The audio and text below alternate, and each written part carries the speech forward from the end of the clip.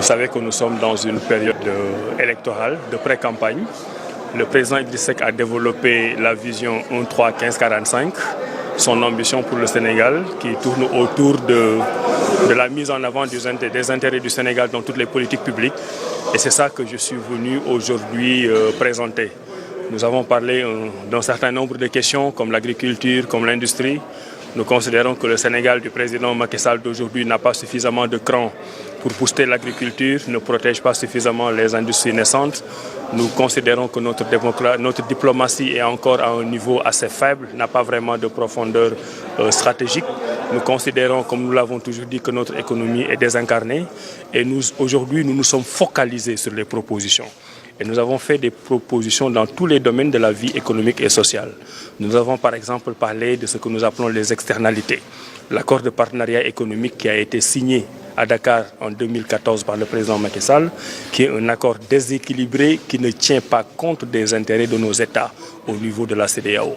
Le président Idriss Seck a décidé, une fois élu, de sensibiliser les autres États de l'Afrique de l'Ouest, de renégocier ces accords et de lui donner un contenu qui tient compte de nos intérêts économiques.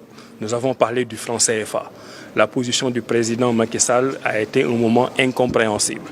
Il a dit que le CFA est une bonne monnaie et qu'il fallait la garder. Au moment où il disait ça, il était le président de la commission de la CEDEAO qui est en train de piloter un projet de monnaie unique. Comment on peut, dans le cadre sous-régional, piloter le projet d'une monnaie unique qui va remplacer le CFA et dire avec force qu'on garde le franc CFA. Ce sont des incohérences que nous dénonçons. Nous, ce que nous disons, c'est que le CFA va mourir de sa belle mort une fois qu'au niveau régional, nous avons l'intelligence et la lucidité d'avoir une monnaie unique. Nous y allons pour 2020. Même si le délai de 2020 n'est pas respecté, ce sera une année ou 2 années de plus et le CFA va mourir de sa belle mort. Nous avons parlé aussi des concessions.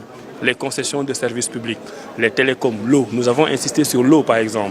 Aujourd'hui, il y a une bataille entre Suez et la SDE. On dit que la SDE a perdu, que c'est Suez qui a gagné. Mais nous considérons que cette forme de décision prise par l'État du Sénégal ne va pas régler le problème du secteur.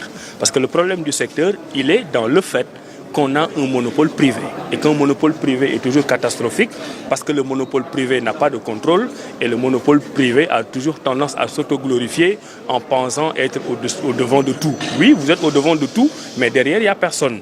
Donc, dans le programme du candidat Idriss Seck, nous proposons, en plus de la privatisation, la libéralisation du secteur. Par exemple, on pourrait avoir 2 à 3 opérateurs un peu partout au niveau du territoire national pour permettre aux Sénégalais de choisir l'opérateur en fonction de leurs intérêts. Comme aujourd'hui, vous pouvez choisir un opérateur téléphonique qui ne vous convient pas, vous en choisissez d'autres, etc. Nous avons aussi beaucoup parlé des institutions. L'institution du président de la République, qui est une institution forte, qui fait que nous n'avons plus un président, nous avons un monarque. Et c'est ça qui explique toutes les dérives que nous sommes en train de vivre au Sénégal. Le président a la quasi-possibilité de faire tout ce qu'il veut. Nous disons souvent qu'il est omnipotent, omniprésent et omniscient. Toute la catastrophe préélectorale que nous sommes en train de vivre à travers le parrainage, à travers le filtre des candidatures, à travers un fichier qui n'est pas consensuel, toutes ces restrictions à l'opposition viennent de la toute-puissance d'un homme qui n'est qu'un homme, mais un président de la République qui a trop de pouvoir à lui donner par la Constitution et le peuple. Nous considérons qu'il faut lutter contre ça. Nous considérons au niveau des institutions que le rôle joué par le Parlement, par l'Assemblée nationale sénégalaise aujourd'hui n'est pas un bon rôle. Nous voudrions, à travers les propositions du candidat Idriss Seck, redonner à l'Assemblée nationale sa dignité. Aller dans une inscription des députés par circonscription géographique, au point que la légitimité du député ne peut plus venir du président de la République, mais des populations qui l'ont élu. Cela permettra à l'Assemblée nationale de jouer le rôle de contre-pouvoir. Je ne peux pas parler de tout, mais ce sont des points importants sur lesquels nous avons discuté. Autour de notre fil d'Ariane, de notre programme, le Sénégal d'abord. Nous avons tenu à faire partager l'idée selon laquelle, une fois élu président de la République, à chaque fois qu'il devra prendre une décision ou signer un contrat, Idriss Seck ne se posera qu'une seule question.